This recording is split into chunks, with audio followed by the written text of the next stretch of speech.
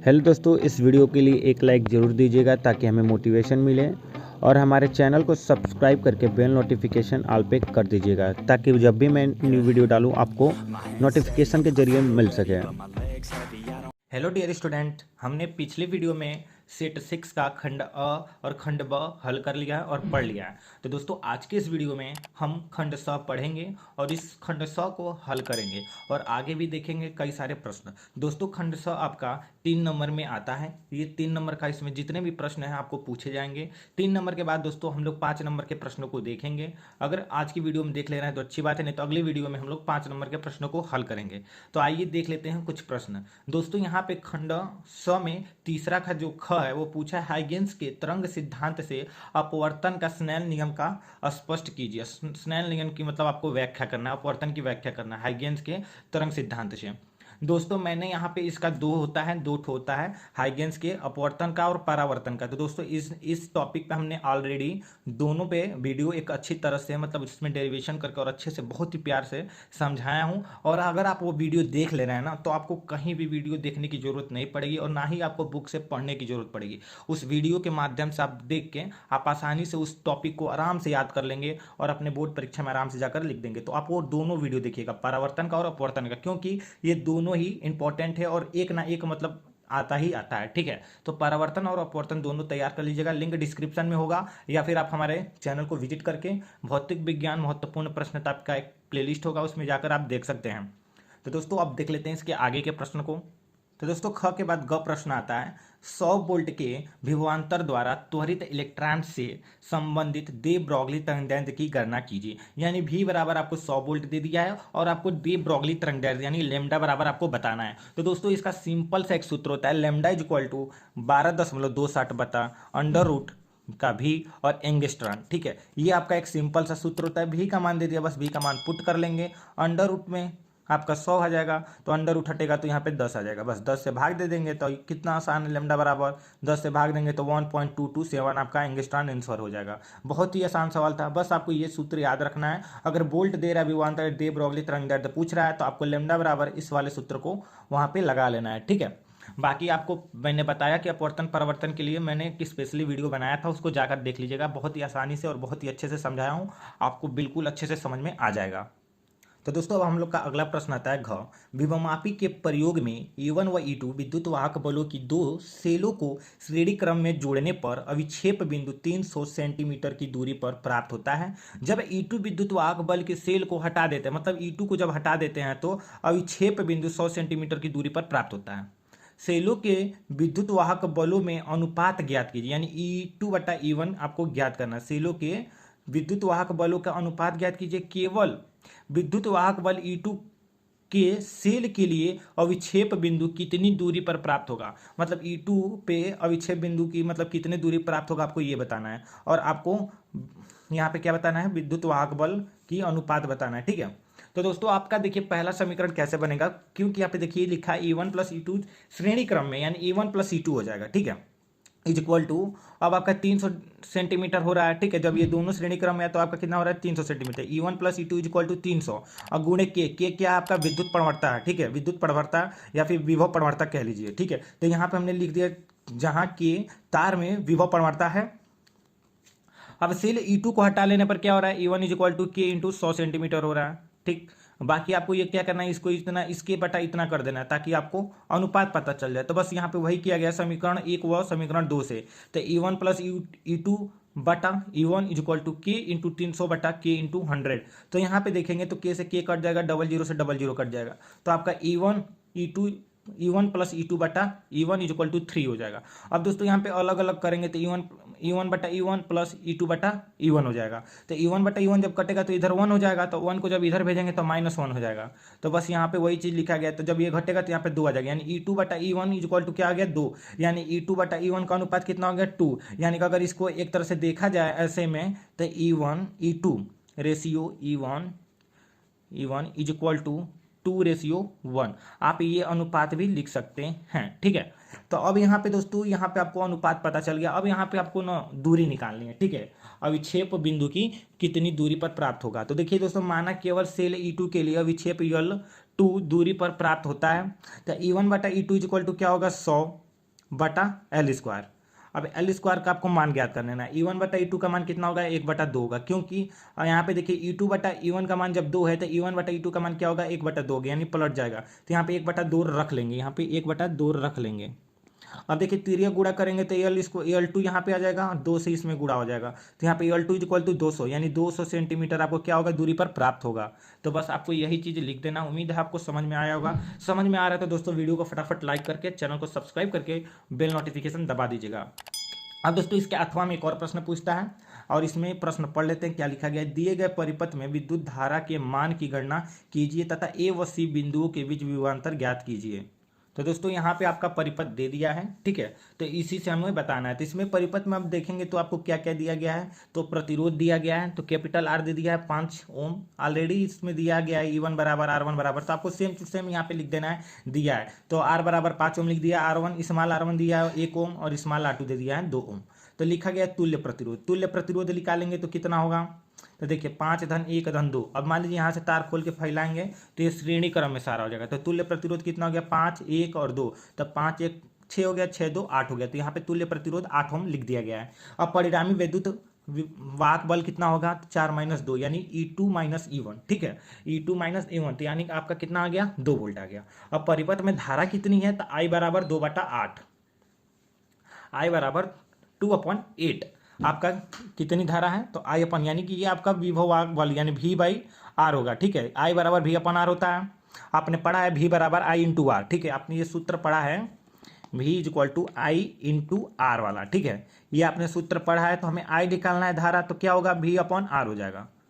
V आपका कितना दे दिया, 2 वोल्ट दे दिया, R आपका पता है कि 8 ओम आया है, तो बस वही 2/8 लिख देना है, और इसको जब आप कट करेंगे तो 1/4 एम्पियर आ जाएगा। अब यहाँ पे लिखा गया 4 वोल्ट विद्युत वाहक बल के सेल के सिरों के बीच विभवांतर, ठीक है, तो V बराबर E2 - IR2 स्क्वायर, ठीक है, क्योंकि E2 पे 4 वोल्ट है यहाँ पे, तो आपका यहाँ पे प्रतिरोध कितना है, 2 ओम है, ठीक है, बाकी यहाँ पे E2 है, तो E2 का मान यहाँ पे रखेंगे, क्योंकि यहाँ पे देखिए क्या लिखा गया, 4 वोल्ट विद्युत, यानी 4 वोल्ट पे हमें क्या निकालना है, विभवांतर निकालना है, तो यानी E2 - I × R2, तो I का मान हमें मालूम है 1/4, R2 का मान हम लोग रख लेंगे 2 ओम, और यहाँ पे E2 का मान हम लोग को 4 है तो 4 रख लेंगे।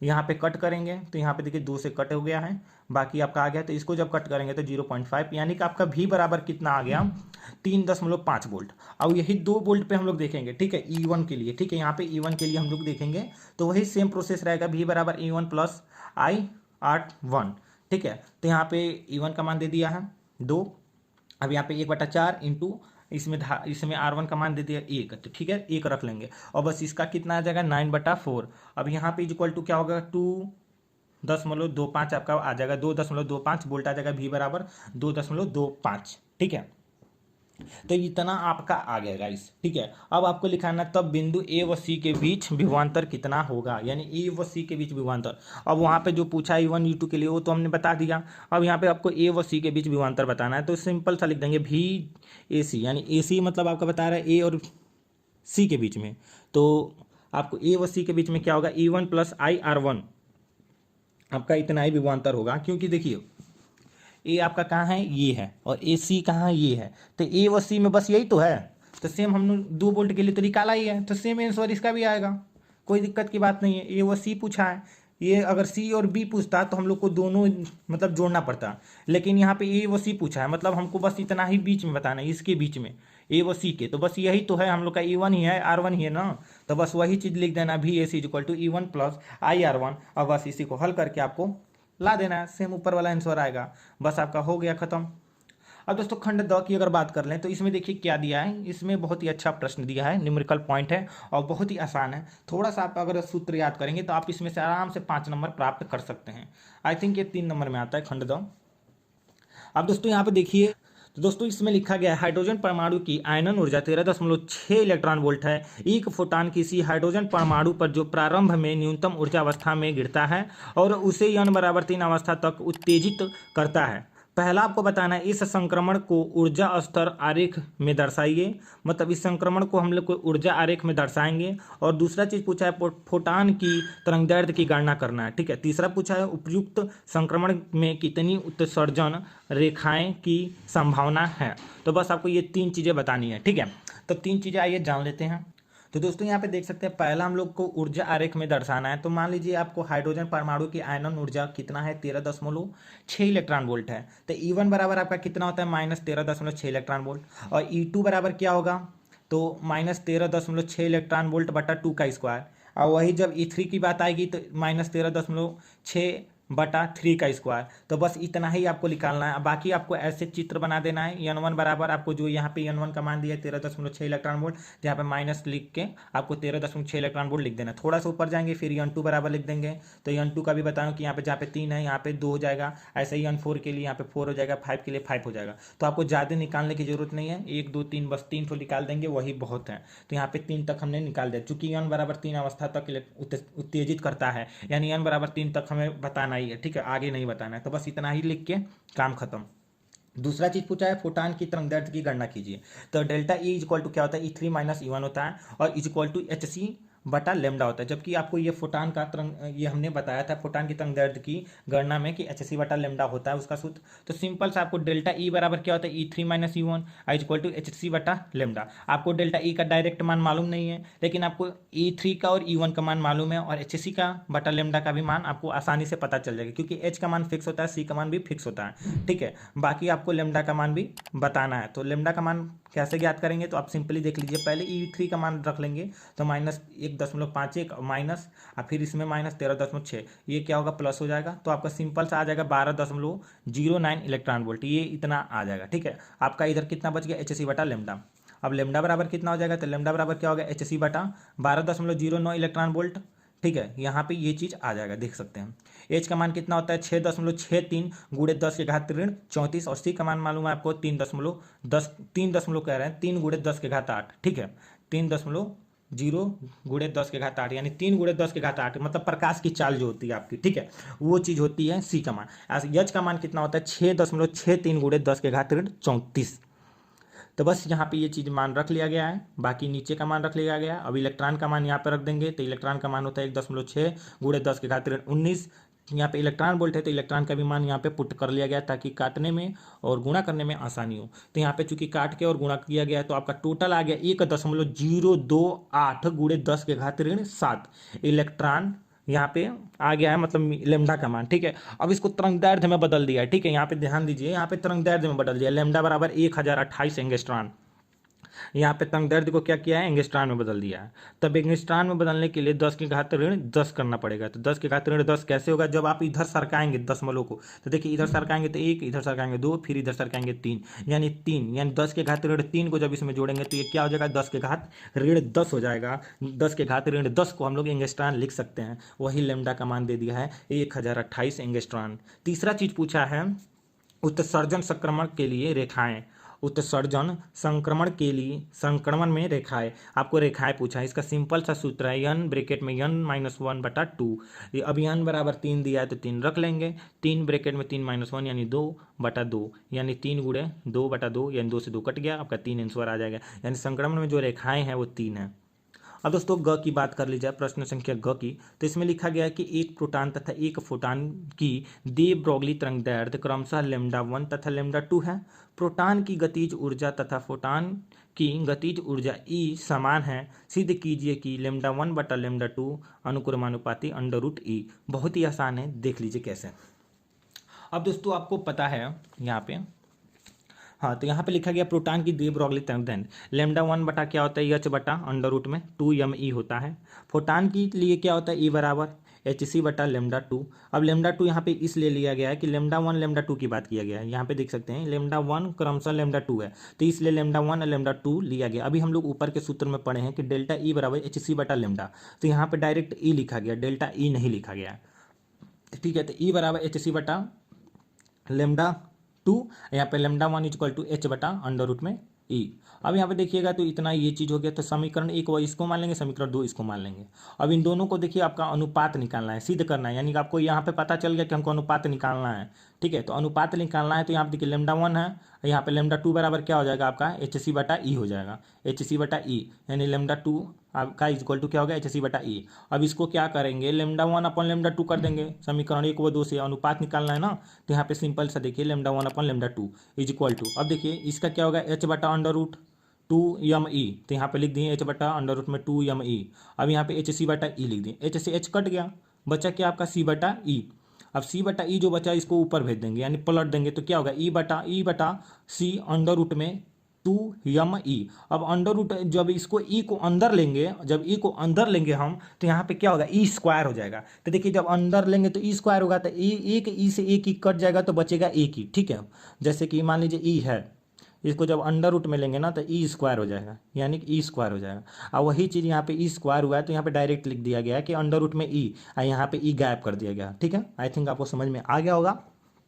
अब यहाँ पे क्या किया गया है कि सी को भी अंदर ले लिया गया है, यहाँ पे सी को अंदर लिया गया है तो 2mc स्क्वायर हो गया, ठीक है, 2mc स्क्वायर हो गया। और यहाँ पे देखिए यहाँ पे स्पष्ट रूप से लिखा गया है कि चूंकि 2mc स्क्वायर एक नियतांक है तो अर्थात lambda 1 upon lambda 2 equal to under root E. अब ये जो आपका है ना ये एक नियतांक है, ठीक है, तो ये एक नियतांक का काम करता है। तो यहाँ पे अगर आप सिद्ध करिएगा तो आपको यहाँ पे चूंकि डाल के under root 2m c square equal to नियतांक लिखना पड़ेगा, ताकि एग्जामिनर आपको समझ सके कि हाँ ये बच्चा सही किया है और आपको नंबर स्पष्ट रूप से दे सके, नहीं तो वो समझेगा नहीं कि यहाँ पे under root 2m c square है वो क्या है। तो उम्मीद है आपको ये समझ में आ गया होगा। तो वीडियो को फटाफट लाइक करते चलिए और कमेंट करते चलिएगा ताकि आप देख रहे हैं। अब दोस्तों देख लेते हैं चौथा का घ।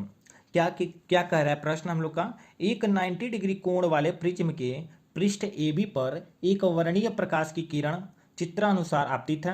अपवर्तन के पश्चात निर्गत किरण पृष्ठ AC के स्पर्शवत निकलती है। प्रिज्म के पदार्थ का अपवर्तनांक आपको बताना है, यानी ज्ञात कीजिए, ठीक है, यानी प्रिज्म का पदार्थ आपको बता देना है। आपको सिंपली सूत्र में दिख रहा होगा, ठीक है, यहाँ पे सूत्र नहीं आपको चित्र में दिख रहा होगा।